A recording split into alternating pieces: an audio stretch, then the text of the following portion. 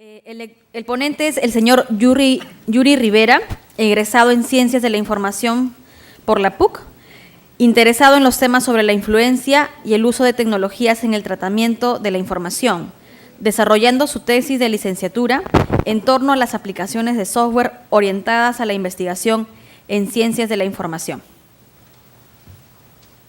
Buenas noches, gracias por la invitación, gracias a ustedes por estar aquí presentes.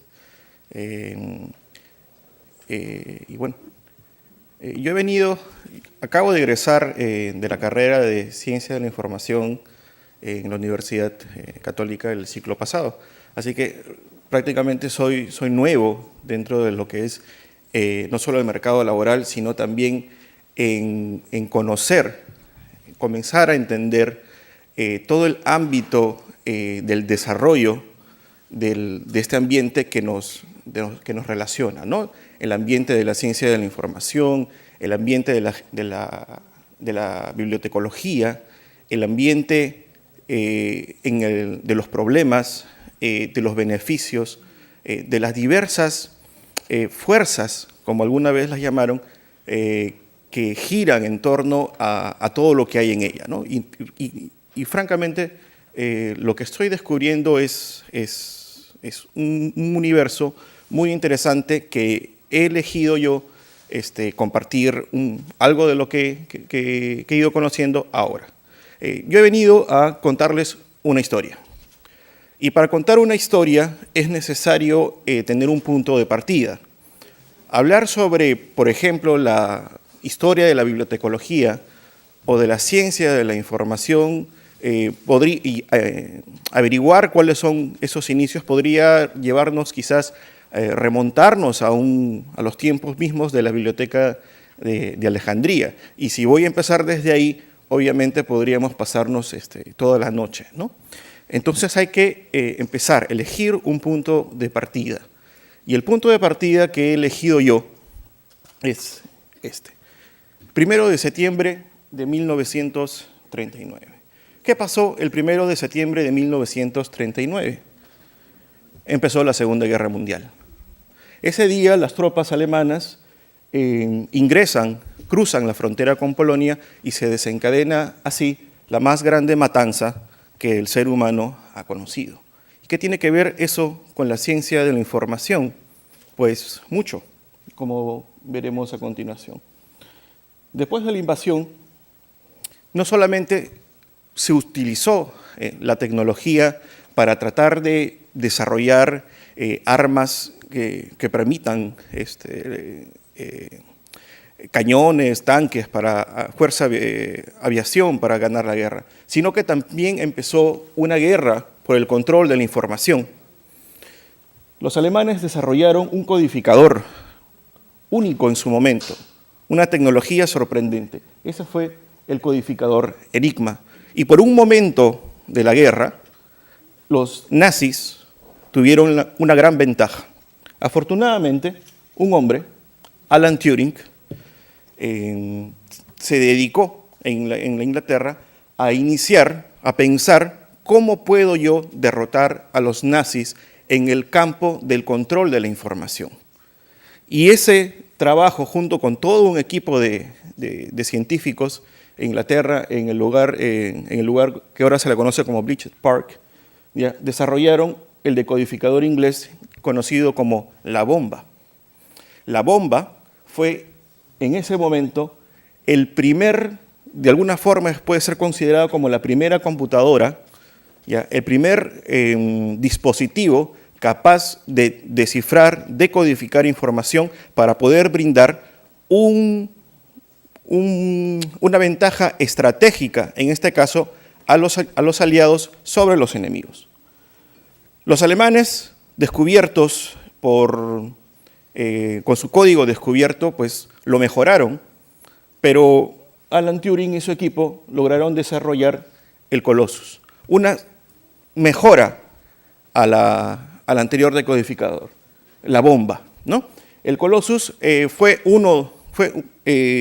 permitió realmente llevar la ventaja a los aliados y permitió finalmente, de alguna forma, controlar la información, utilizarla como una herramienta de ventaja y de alguna forma fue un importantísimo aporte para que la guerra se ganara finalmente.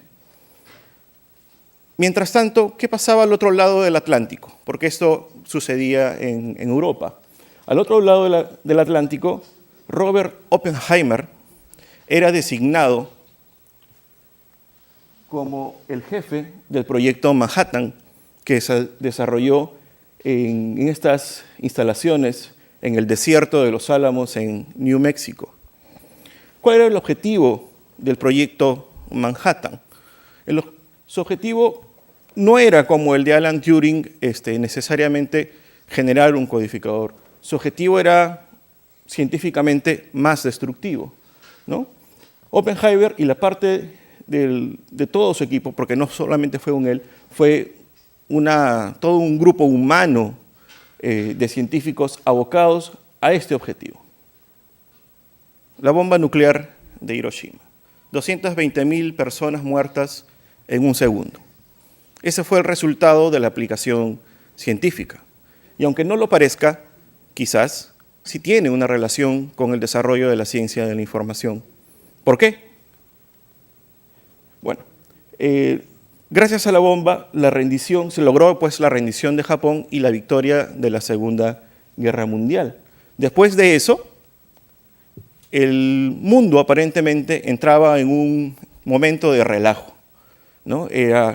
Llegaba la paz, era el momento ya de no hacer la guerra, era el momento de enamorarse, de hacer el amor, de buscar para la ciencia nuevos ámbitos, nuevos aspectos de desarrollo. Había que dejar la guerra atrás y había que iniciar una nueva era donde la ciencia ocupara un lugar distinto al cual había pertenecido, que era para la guerra. Ahora había que usar la ciencia para la paz. Nosotros sabemos ahora, en el año 2014, que la paz fue francamente una utopía, ¿no? Posteriores guerras regresaron, florecieron hasta el día de hoy, pero ese no es exactamente el tema al que vamos. Vannevar Bush fue integrante del proyecto Manhattan, y ahí es donde yo les decía que había una relación entre la bomba atómica y las ciencias de la información. Porque ¿quién fue Vannevar Bush? Vannevar Bush escribió un artículo en donde él dijo lo siguiente: hay una creciente montaña de investigación y el investigador tambalea por los descubrimientos y conclusiones hechas por otros miles de trabajadores que no puede llegar a comprender por falta de tiempo, mucho menos recordar mientras aparecen. Vannevar Bush detectó un problema muy importante, un problema que no era nuevo. Ortega y Gasset ya había hablado de que había una creciente información, ¿no? 10 años antes, 20 años antes, incluso 100 años antes, durante el tiempo de la Revolución Francesa, ya incluso se hablaba de que con la impresión de los libros, la cantidad de información que existía a nivel mundial había crecido a niveles descontrolados. Pero Vannevar Bush, científico y amante de los desarrollos de la nueva tecnología, se estaba dando cuenta de eso nuevamente. Y él decía, a la vez cito a Vannevar Bush, que profesionalmente nuestros métodos de transmitir y revisar los resultados de investigaciones están generacionalmente atrasadas y actualmente son inadecuadas para su propósito. ¿Qué era lo que decía Vannevar Bush? Vannevar Bush estaba invocando a los científicos, y él tenía en la mente a los científicos, a que había que estas nuevas tecnologías, como la de la computación, que se había desarrollado enormemente debido a la Segunda Guerra Mundial, tenían que ser aplicadas para algo más que hacer cálculos. Tenían que estar aplicadas a la posibilidad de poder gestionar información. Y gestionar información implica tener que utilizar una computadora para gestionar conocimiento. Eso fue la visión que Vannevar Bush tuvo en ese momento. ¿Qué fue lo que ideó Vannevar Bush? ¿Cuál fue su propuesta? Su propuesta fue el MEMEX. ¿Y cómo funcionaba el MEMEX? Ahí pueden ver ustedes que está debidamente explicado, ¿no? Y lo importante de esto es, no necesariamente, si el que sabe coreano estará entendiendo muy bien lo que dice ahí, pero el objetivo no es comprender por qué esta máquina nunca fue fabricada. El objetivo del MEMEX, el objetivo de Vannevar Bush fue de que el MEMEX era el resultado del uso de tecnologías electrónicas para poder gestionar información y conocimiento. Eso es lo importante del MEMEX. No cómo funcionaba, porque ni siquiera Vannevar Bush lo sabía. Por eso les he puesto esta imagen con las instrucciones en coreano. Ni siquiera él tenía, a pesar de que era un científico, sabía cómo podía funcionar la máquina. Él tenía una idea de que podía ser en ese momento una combinación de imágenes microfílmicas, quizás que se habían desarrollado durante la guerra, que podía haber elementos mecánicos todavía junto con electrónicos que podían mostrar la información en una pantalla que ni siquiera era de televisión. ¿Qué es eso? ¿Una pregunta? Ah, no, quedan 5 minutos. Bueno, entonces me apuro.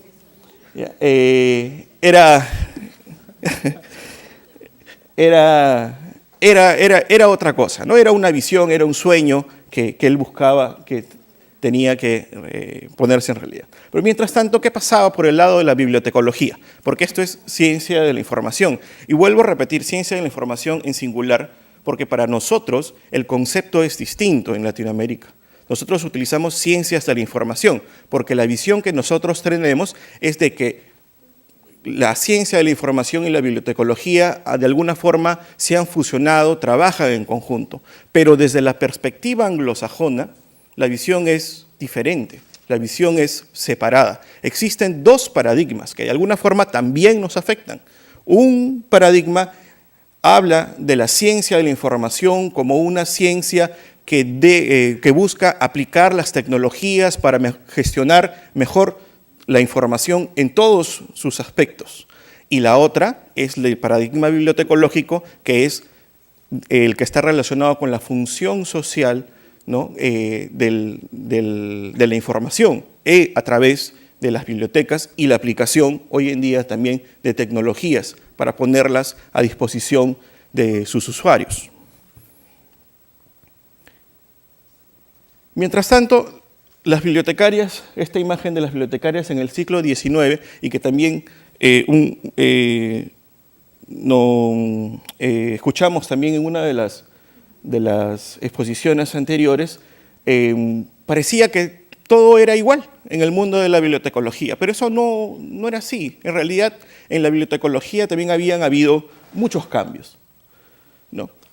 En 1950, al parecer, que era el tiempo en que estoy desarrollando, del tiempo en el que estamos ubicados, pues las bibliotecarias en el ambiente en que trabajaban, pues parecían ser muy similares al siglo XIX. Pero como les repito, habían habido cambios, y cambios sustanciales y que iban a influir en la ciencia de la información. Por ejemplo, en 1904, Otlet y Lafontaine desarrollan la clasificación decimal universal, que nosotros conocemos supuestamente muy bien, ¿no es cierto? ¿No? Ellos acuñaron el concepto de la documentación. Seguidamente, ¿qué pasó? A partir del surgimiento del concepto de la documentación, surgen toda una serie de sigmas en la American Library Association. ¿Qué surge? Surge la Special Libraries Association, y posteriormente surgiría la American Documentation Institute en 1937. A partir de este momento es que cuando ya la ciencia de la información comienza a tener mayor visibilidad. ¿Qué pasaba mientras tanto en Broadway en 1955? Y voy a comenzar a acelerar. En 1955 surge algo muy interesante. Se pone en Broadway una obra de teatro. Una obra de teatro que se llamaba Death's Set. A partir de esta obra de teatro surge una película interpretada por Spencer Tracy y Katharine Hepburn, 2 conocidas y muy famosas estrellas del cine. ¿De qué trataba Death's Set? Death's Set trataba un tema muy interesante para su época. Dexet fue promocionado como una comedia romántica, pero en realidad el contenido de Dexet, si es que ustedes han tenido oportunidad de ver esta película, va a reflejar el momento que se avecinaba, el enfrentamiento entre la computación y la bibliotecología. Ese enfrentamiento, que en esta película llega a buen término, pero para cuando Dexet es estrenada en 1957, todavía el concepto de ciencia de la información o el nombre como tal aún no había sido desarrollado, ¿ya? Pero de alguna forma Dexet es un avance importante porque sin querer, queriendo, ¿ya? Van a reflejar los problemas que vendrían después y que enfrentaría a los bibliotecólogos con los científicos de la información, ¿no? Para ese entonces, los documentalistas y futuros científicos de la información ya no estaban interesados en las bibliotecas. Ellos querían distanciarse de los bibliotecólogos. Decían de que los bibliotecólogos habían quedado inmersos en el pasado, que había que utilizar las tecnologías para desarrollar un nuevo tipo de bibliotecología. Esa bibliotecología sería posteriormente la ciencia de la información, y eso quedaría zanjado en 1958, cuando en el Reino Unido surge el Institute of Information Scientists, el Instituto de Científicos de la Información. Los científicos de la información del Reino Unido decidieron formar su propia asociación porque de alguna forma no se sentían representados por las asociaciones de bibliotecólogos. Y eso nos lleva a 1966 a conocer a Robert S. Taylor. Como Robert S. Taylor es el primero en presentar una definición de qué es la ciencia de la información. Y él nos presenta esta definición que es, como pueden ver, extensa, ¿no? Extensa, donde he resaltado, y no sé si se ve bien, algunos aspectos o palabras claves, ¿no?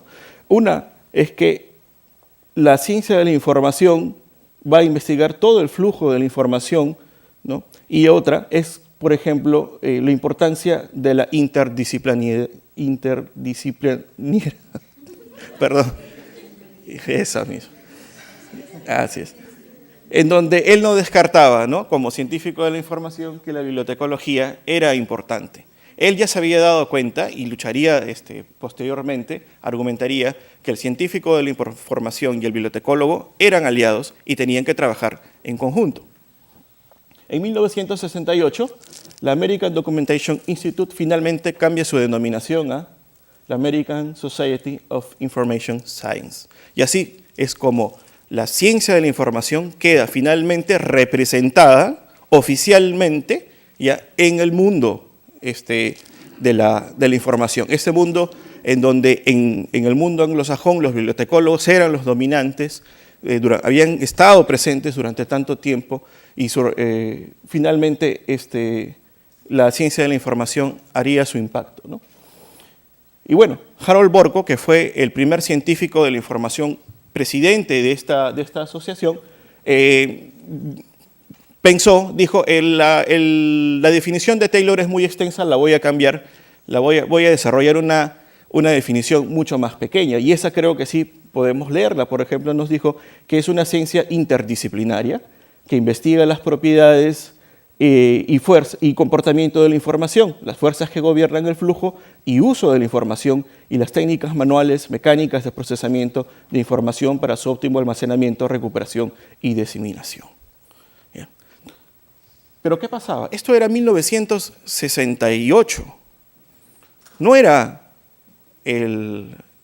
es la visión de 1968 con relación a la información que tuvo en su momento Taylor y que tuvo Borko, es muy distinta de la definición de información, del entorno de desarrollo de información que nosotros tenemos ahora.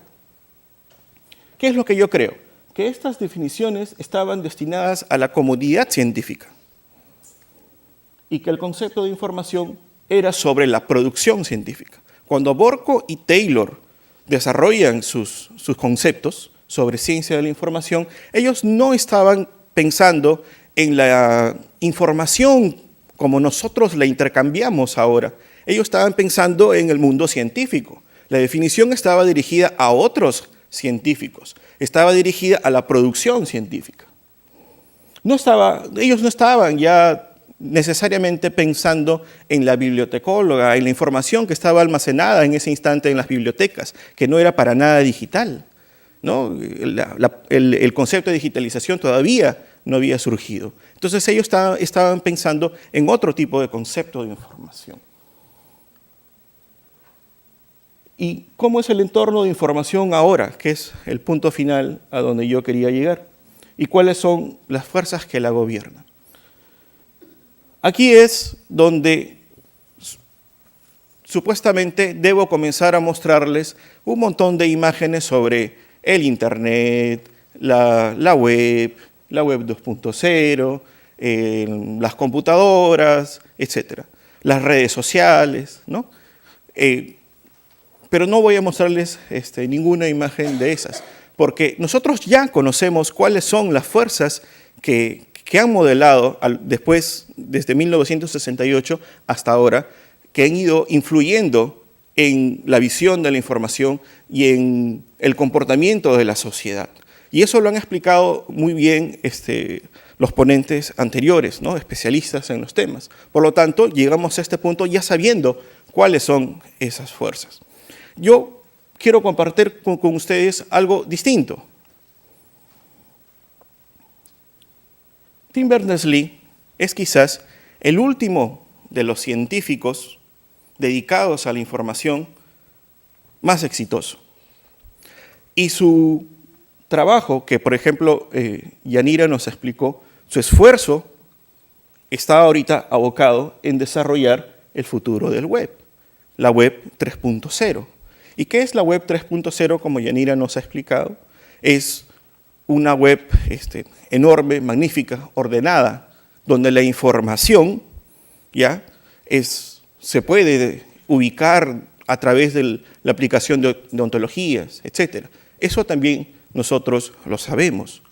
La web 3.0 es el esfuerzo de Tim Berners-Lee, es el trabajo de Tim Berners-Lee para poder lograr un ambiente de gestión de información más ordenado. Sin embargo, no se está logrando muchos avances con relación a ello. En lugar de tener una web ordenada, lo que tenemos es un caos. Y es un completo caos. Eso es lo que es la información hoy en día. ¿Ya? Porque surge de las redes sociales, surge de los tweets, surge de la web 2.0, surge de todo. Pero todo ha crecido de una forma exponencial, gigantesca, sin límite, pero de forma desordenada, de forma caótica. Poner orden a eso es casi un trabajo impensable, imposible. ¿Y por qué es así? Porque yo creo de que existen otras fuerzas que actualmente están sacando provecho de ese caos. Ya no hay más científicos de la información. El último, quizás, como les dije, fue Tim Berners-Lee. Lo que existe ahora son empresarios, emprendedores, que algunos de ellos terminaron la universidad, como el caso de Sergey Brin, los creadores de Google, pero el resto no. Steve Jobs, que en paz descanse, es un emprendedor. No es necesariamente un científico, es una persona con una visión sobre cómo aprovechar bien la tecnología y cómo aprovechar bien la gestión de la información. Y ellos diseñan dispositivos para poder gestionar toda la información que hay. Porque ese es ya no su principio, digamos, ético, ese es su negocio. Hoy en día, gestionar la información es más que nada un negocio. Y ese negocio se beneficia del caos informativo que hay. Hoy en día, nosotros queremos celulares que nos permitan, por ejemplo, conocer cuánto es nuestro peso diario, cuánto hemos corrido, etc. La multiplicación de pantallas en donde nosotros estemos informados cada vez van a ser mayores. Y eso se está desarrollando porque hoy en día la gestión de la información es un negocio, ¿no? Entonces Google está desarrollando estos lentes donde vamos a poder tener acceso a información en todo momento. Eso ya es una realidad. Y ni qué decir de la realidad aumentada. Dentro de poco podrás utilizar tu smartphone, tu tablet, para poder simplemente apuntar a una casa y podrás saber quién vive ahí, cuántas personas, cuál es su número telefónico, etcétera, ¿no? Eso es lo que es. ¿Han utilizado Shazam? Shazam es una aplicación genial, ¿no? Shazam ya no necesita ni siquiera de que tú insertes algo. Entonces colocas el teléfono y todo te lo reconoce.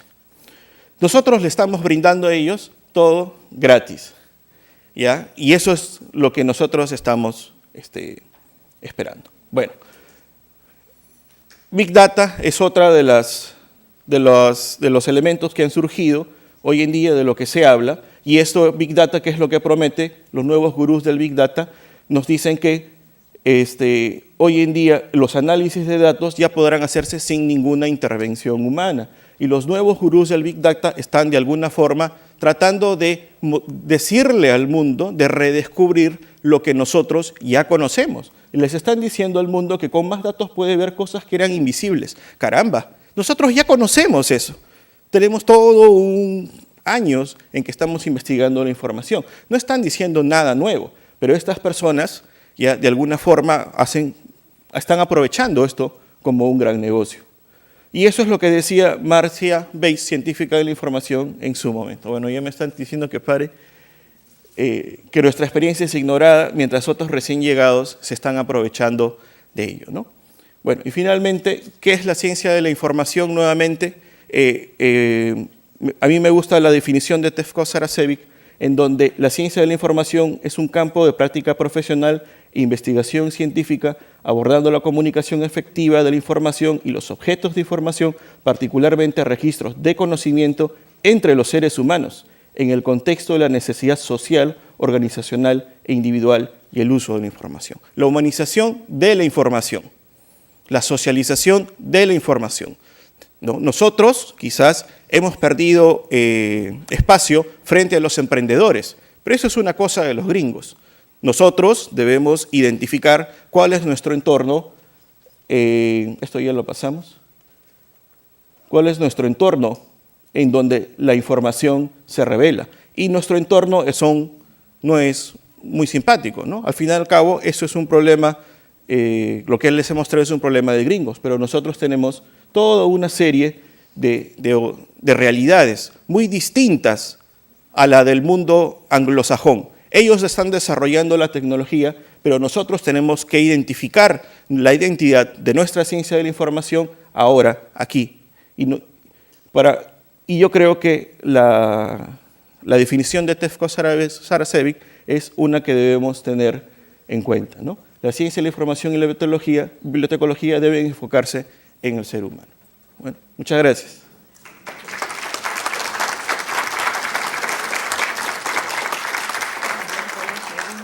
Estimados amigos, el día de hoy hemos abarcado temas propios de la especialidad, así como temas de mucho interés. Muchas gracias a los ponentes, muchas gracias a ustedes, muchas gracias.